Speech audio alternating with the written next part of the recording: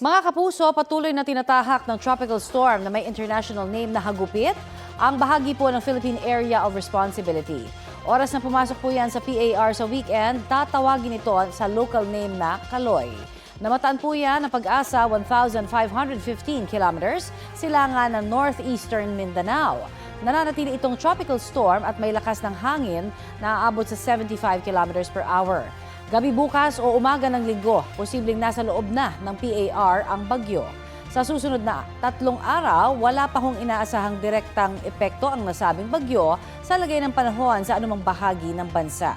Posible ring humina ito bilang tropical depression at unti-unting lilihis. Nalusaw naman o nag-dissipate na kagabi ang low pressure area na nasa Mindanao. Easterlies muli ang magdadala sa halos buong bansa ng mainit at maalinsangang panahon. Bagaman may tsansa pa rin po ng local thunderstorm sa ilang mga lugar.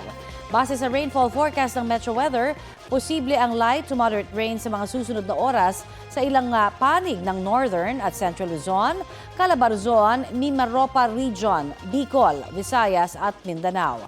Sa bandang hapon din po o gabi, mataas ang posibilidad ng ulan sa iba't ibang bahagi ng bansa kasama ang Metro Manila ngayong weekend. Kaya sa mga mamamasyal po sa Mother's Day, maiging magdala ho kayo ng payong.